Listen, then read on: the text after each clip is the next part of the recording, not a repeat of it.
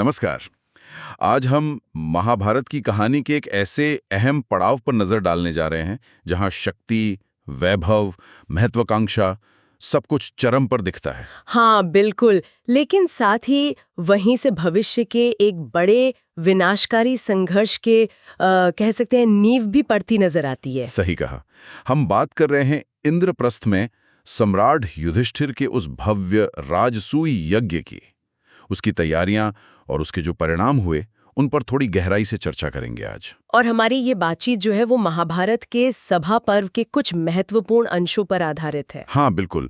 तो याद करें, पांडवों ने खांडवप्रस्थ को जलाकर इंद्रप्रस्थ नाम की एक शानदार नगरी बसाई है।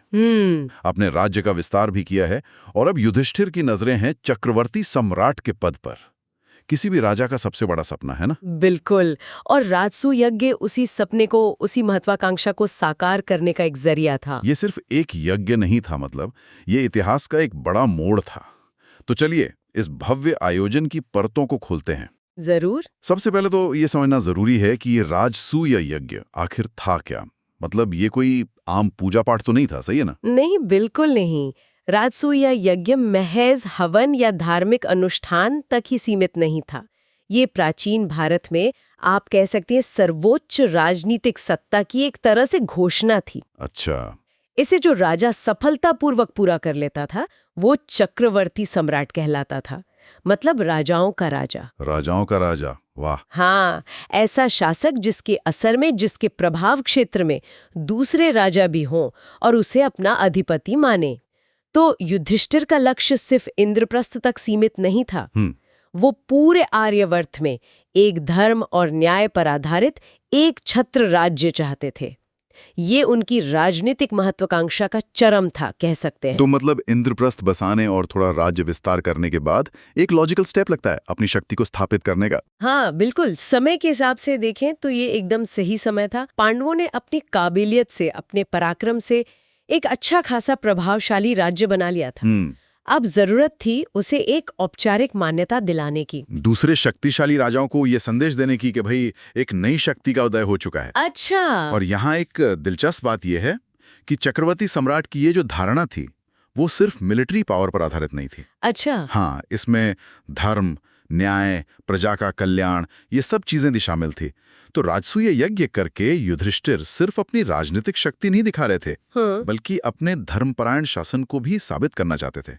ये एक तरह से नैतिक और राजनीतिक दोनों तरह की वैधता पाने की कोशिश थी। लेकिन इतना बड़ा लक्ष्य तो जाहिर है राह में मुश्किलें भी बड़ी आई होंगी।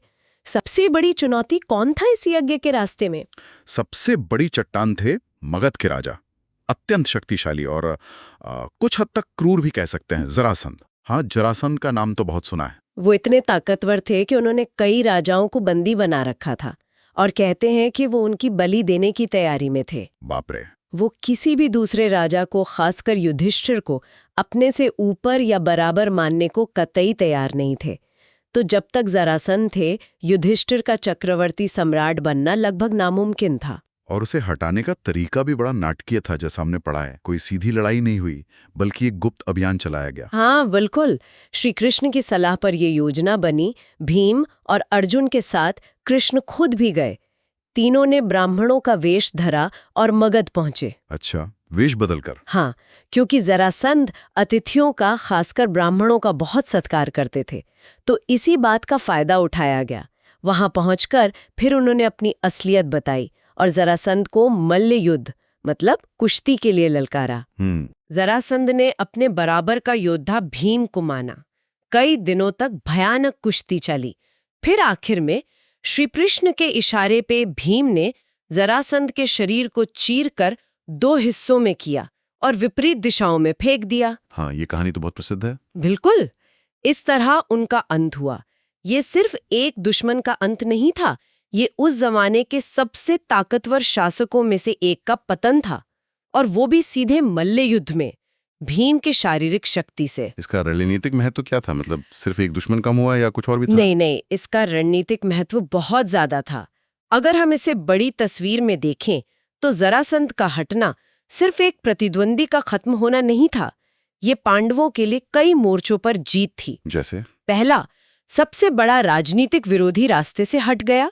दूसरा, मगध जैसा बड़ा और शक्तिशाली राज्य वो अब पांडवों के प्रभाव में आ गया, क्योंकि कृष्ण ने जरासंध के बेटे सहदेव को ही वहां का राजा बना दिया, जो पांडवों के मित्र बन गए। अच्छा, ये बात है। तीसरा और शायद सबसे जरूरी, जरासंध ने जिन राजाओं को बंदी बनाया था वो सब आजाद हो गए। हाँ, ये तो बड़ी बात थी। और वो सब युधिष्ठिर के एहसानमंद हो गए। तो राजसूय यज्ञ में वो स्वाभाविक रूप से युधिष्ठिर के समर्थक बन गए। इस एक घटना ने यज्ञ के सफल होने की संभावना को कई गुना बढ़ा दिया। ये कृष्ण की कूटनीति और भीम के पराक्रम का मिला-जुला नतीजा था। तो जरासंध वाली बाधा हटने के बाद रास्ता लगभग साफ हो गया। फिर तो जोर शोर से निमंत्रण भेजने का सिलसिला शुरू हुआ होगा। हाँ, बिल्कुल। इसके बाद युधिष्ठिर ने अपने भाइयों को भीम, अर्जुन, नकुल, सहदेव अलग अलग दिशाओं में भेजा।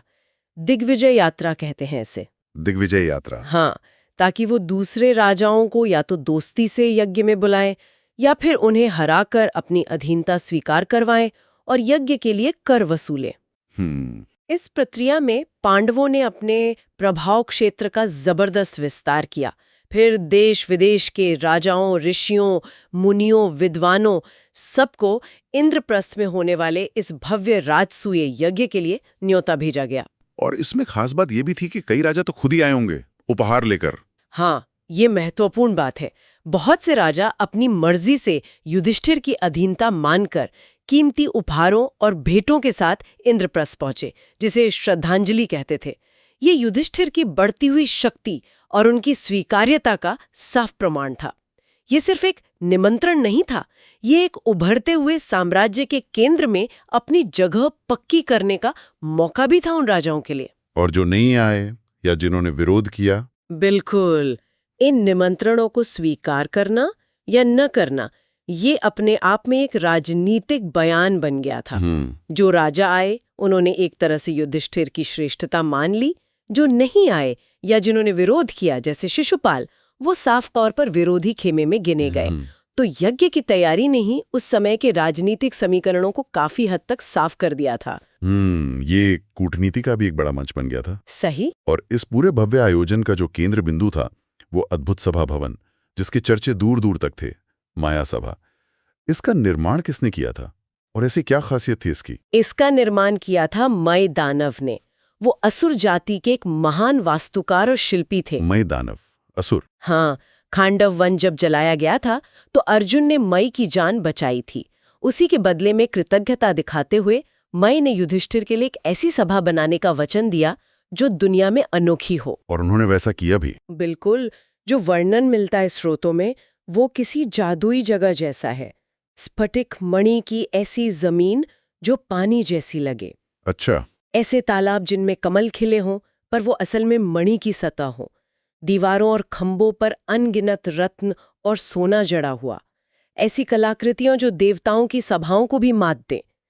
कहते हैं कि उसकी भव्यता और कारीगरी इतनी भ्रमित करने वाली थी कि देखने वाले चौंक जाते थे, धोखा खा जाते थे। कमाल है। इस माया सभा का सांकेतिक महत्व भी गहरा है। पहला तो यही कि इसका निर्माता मय एक असुर था। हाँ, ये बात ध्यान देने वाली है। पांडवों का एक असुर शिल्पी की कला को स्वीकारना, उसे इतना सम्मान देना, ये उनकी उदारता दिखाता है, उनकी समावेशी शक्ति को दिखाता है, जो एक चक्रवर्ती सम्राट के लिए जरूरी गुण माने जाते थे। दूसरा, जैसा आपने कहा, ये सभा अपनी मायावी प्रकृति के लिए जानी जाती थी। जल का स्थल लगना, स्थल का जल, ये अद्भुत शिल्प कौशल तो था ही, लेकिन शायद ये उस वैभव और शक्ति के भ्रामक या कहें कि अस्थिर स्वभाव का भी प्रतीक था जिसे पांडवों ने हासिल किया था। अच्छा, ये एक दिलचस्प नजरिया है। देखिए, वास्तुकला हमेशा से शक्ति, प्रतिष्ठा, समृद्धि दिखाने का जरिया रही है और माया सभा इस दिखावे का शिखर थी। ये युधिष्ठिर की चक्रवर्ती पदवी का एक भौतिक रूप थी। और इसी माया सभा और पांडवों के इसी वैभव ने किसी के मन में जहर घोल दिया है ना। यहीं से कहानी में एक नया ज्यादा खतरनाक मोड़ आता है। बिल्कुल। जब कौरवों के सबसे बड़े भाई दुर्योधन अपने मामा शकुनी के साथ इस राजसूय यज्ञ में शामिल होने इंद्रप्रस्थ आए, तो पांडवों की वो शान शौकत, चारों तरफ से आ रही भेंटें, राजाओं का युधिष्ठिर को सम्मान देना और सबसे बढ़कर वो अद्भुत माया सभा, ये सब देखकर वो ईर्ष्या से, जलन से भर उठे। यहाँ कहानी वाकई दिलचस्प हो जाती है। हाँ, और वो सभा भवन के भ्रम में कई बार पड़े भी। कभी पानी को जमीन समझकर गीले हो गए तो कभी बंद दरवाजे को खुला समझकर टकरा गए। हाँ, ऐसा वर्णन आता है। कहते हैं कि इन मौकों पर भीम और शायद द्रौपदी भी, कुछ लोग हंस पड़े थे। इससे दुर्योधन का अपमान और गुस्सा और भड़क गया। वो पांडवों की समृद्धि, सफलता को पचा नहीं पा रहे थे। ये ईर्ष्या क्या सिर्फ जलन थी या कुछ और भी था इसके पीछे? नहीं, ये महज एक क्षणिक जलन नहीं थी, ये बहुत गहरी थी। ये पांडवों की योग्यता और धर्म से कमाई सफलता के सामने अपनी हीनता का बोध था। हस्तिनापुर के पिछड़ जाने का एहसास था। उन्हें लग रहा था कि जो वैभव, जो सम्मान इंद्रप्रस्थ को मिल रहा है, वो असल में हस्तिनापुर और कौरवों का हक था। उनकी असुरक्षा, उनकी नाराजगी एकदम चरम पर पहुंच गई और यहीं पर शकुनी ने उनके मन में बदले और पांडवों को नीचा दिखाने का बीज बोया, जो आगे चलकर द्युत क्रीड़ा यानी चौसर के खेल का कारण बना। ये विश्लेषण एक महत्वपूर्ण सवाल उठाता है, जैसा आपने कहा। हाँ, कि शक्ति और वैभव का ऐसा सार्वजनिक प्रदर्शन जहां एक तरफ सम्मान दिलाता है, वहीं दूसरी ओर वो प्रतिद्वंदियों के मन में किस हद तक ईर्ष्या और विनाश की भावना जगा सकता है। ये सिर्फ राजनीतिक शक्ति का प्रदर्शन नहीं था, ये एक मनोवैज्ञानिक युद्ध की अनकही शुरुआत भी थी। लेकिन क्या ये सिर्फ व्यक्तिगत ईर्ष्या थी या इसमें हस्तिनापुर की अपनी राजनीतिक असुरक्षा का भी तत्व था, कि कहीं पांडव इतने शक्तिशाली न हो जाएं कि कौरवों का अस्तित्व ही खतरे में पड़ जाए? ये बहुत अच्छा सवाल है। निश्चित रूप से इसमें दोनों बातें शामिल थीं। व्यक्तिगत ईर्ष्या तो थी ही, लेकिन राजनीतिक असुरक्षा भी एक बड़ा कारण थी। अच्छा। युधिष्ठिर का चक्रवर्ती सम्राट बनना हस्तिनापुर के लिए सीधी चुनौती थी।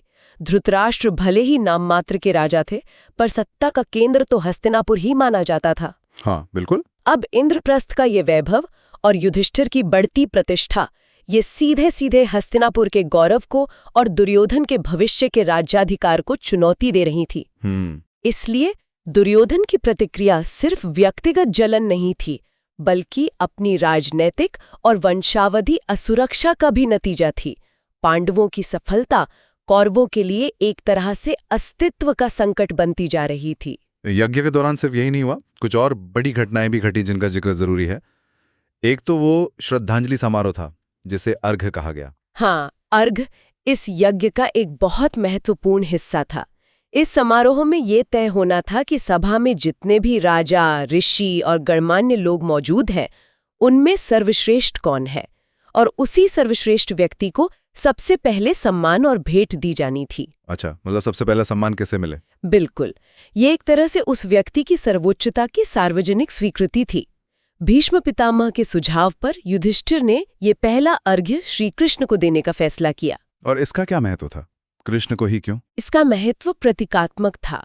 कृष्ण को पहला सम्मान देकर युधिष्ठिर ने न केवल कृष्ण के प्रति अपनी कृतज्ञता और सम्मान दिखाया, बल्कि ये भी स्थापित किया कि उनके राज्य और यज्ञ का आधार धर्म और दैवीय मार्गदर्शन है, जिसका प्रतिनिधित्व कृष्ण कर रहे थे। ये उनकी राजनीतिक सर्वोच्चता को एक नैतिक और आध्यात्मिक आधार देने जैसा था। और इसी अर्घ्य समारोह के दौरान एक और विस्फोटक घटना हुई, शिशुपाल का वध।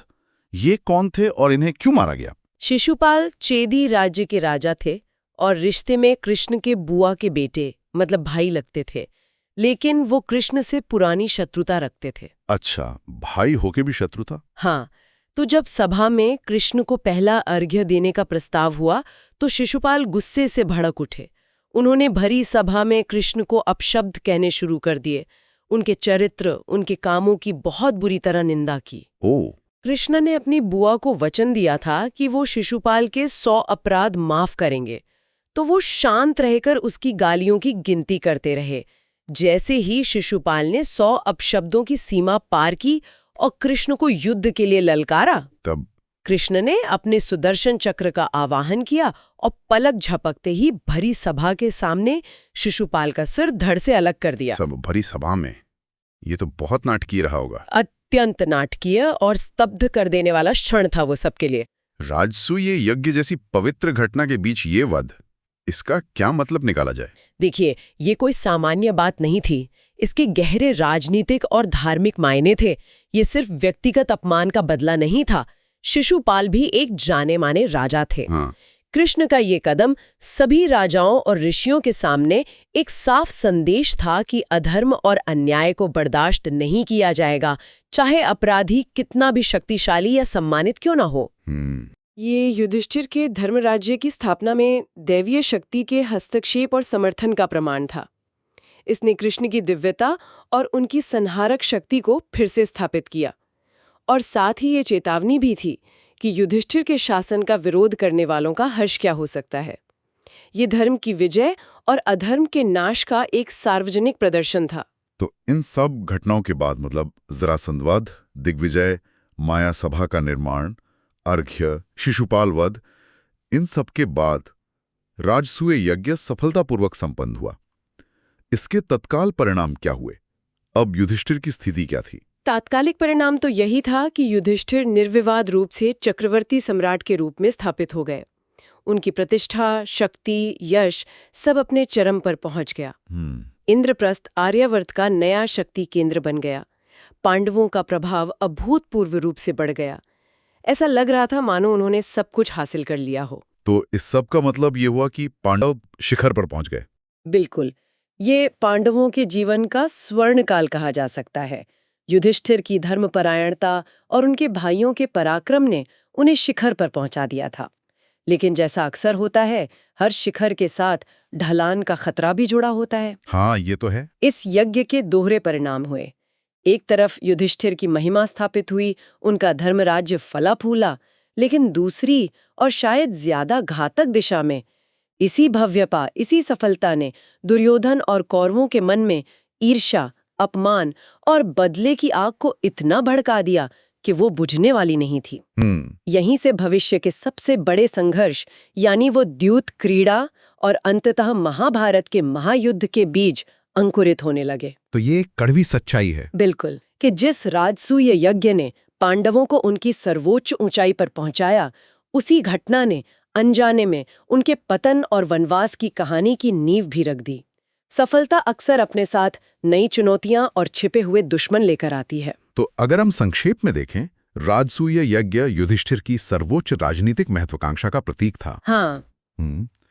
इसे संभव बनाने के लिए जरासंध जैसी विशाल बाधा को परास्त किया गया। बिल्कुल। माया सभा के रूप में अभूतपूर्व वैभव का प्रदर्शन हुआ। अर्घ्य और शिशुपाल वध जैसी निर्णायक और नाटकीय घटनाएं घटी। सही। युधिष्ठिर चक्रवर्ती सम्राट बने, लेकिन साथ ही दुर्योधन की ईर्ष्या के रूप में भविष्य के महाविनाश के बीज भी बो दिए गए। और यहाँ रुककर सोचने का एक बिंदु ये है कि कैसे अक्सर महानतम विजय और उपलब्धि के क्षणों में ही भविष्य के संकट या पतन के बीज छिपे होते हैं। राजसूय यज्ञ युधिष्ठिर के उत्कर्ष का प्रतीक था, पर क्या इसी उत्कर्ष ने उन शक्तियों को अनजाने में बल नहीं दिया जो अंततः उन्हें और समस्त भारतवर्ष को विनाश की ओर ले गईं? ये सोचने वाली बात है। ये सोचने पर विवश करता है कि क्या ऐसी घोषित सर्वोच्चता के साथ आने वाली जिम्मेदारियों और खास तौर पर उससे पैदा होने वाली ईर्ष्या और शत्रुता, क्या उसके परिणामों का सामना करने के लिए युधिष्ठिर या पांडव वास्तव में तैयार थे? शायद नहीं। शक्ति पादा शायद एक पड़ाव है, पर उसे बनाए रखना, उसे पचाना और उसके दुष्प्रभावों से निपटना शायद कहीं अधिक कठिन चुनौती है, जिसका सामना पांडवों को जल्द ही करना पड़ा। राजसूय यज्ञ की तैयारियों, उसकी भव्यता और उसके दूरगामी परिणामों के इस विस्तृत विश्लेषण में हमारे साथ बने रहने के लिए धन्यवाद। महाभारत की ये कहानी हमें शक्ति, महत्वाकांक्षा, ईर्ष्या और नियति के जटिल ताने बाने के बारे में बहुत कुछ सिखाती है, जो आज भी उतनी ही प्रासंगिक है।